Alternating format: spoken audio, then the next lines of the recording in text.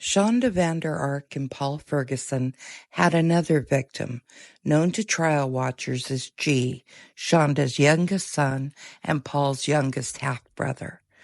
Born in September 2014, G was just shy of 8 years old when his other half-brother, 15-year-old Timothy Ferguson, was starved and tortured to death.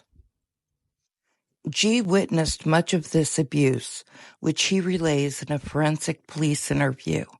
He describes Timothy's diet of hot sauce and bread, limited water, the leg and arm cuffs used to restrain Timothy, the closet he was made to sleep in, and the positions he was forced to take.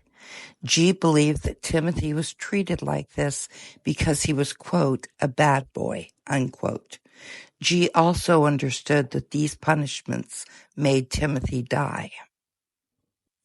Besides the emotional trauma of watching his mother and Paul inflict a slow death upon Timothy, there can be no doubt that G was also severely neglected. In the 6 months of text messages released between Paul and Shanda, it becomes clear that G was largely kept in his bedroom during Shanda's working and commuting hours, which she said were as long as 12 hours per day. Shanda occasionally reminded Paul to feed G, but for the most part, G was required to ask Paul for food when he was hungry, and on at least one occasion, he went a whole day without eating because he didn't ask. In his interview, G said that he and Timothy were scared of Paul's anger, and when G did eat, it seemed much of his diet was frozen pizza rolls and snacks.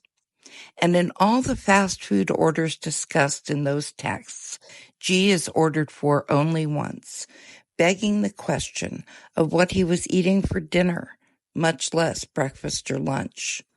In one smiling picture taken when G is about 6, his teeth are brown and rotting. It is unlikely that he had ever seen a dentist, even when his father was in the home.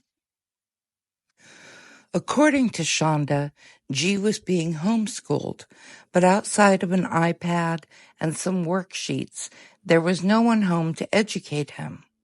Family friend Holly W. said in an interview that when G was given to his grandparents after Timothy's murder, he was far behind his grade level. She also said that G was happy to be out of Shanda's house and that he referred to it as life before, while being with his grandparents was life after, and he never wanted to return to life before. The police could have pressed additional child neglect charges, at least against Shanda, for the disturbing neglect of her youngest son, but they likely knew they had enough evidence for a life sentence in Timothy's case and didn't want to further traumatize G. CPS filed for immediate termination of Shanda Vander Ark's parental rights, which was granted. Of course, Vander Ark is appealing. Even from prison, it seems she wants to exert control over her youngest son.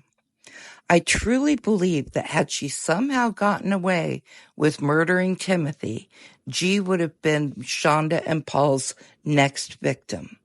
Both are chronic perpetrators in need of a scapegoat for different reasons.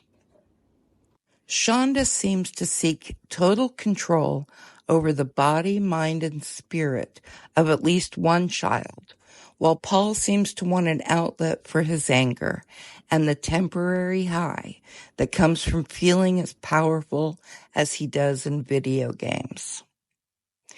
It's unknown where G is living now or with whom.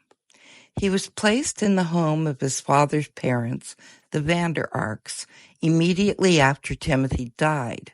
But in a prison phone call, Paul said that G was moving to North Carolina, where we know at least some of Shanda's family lives.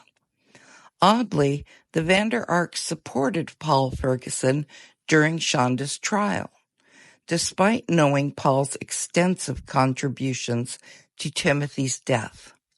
Hopefully, wherever G ends up will be a soft spot with people who truly love him and who will help him heal.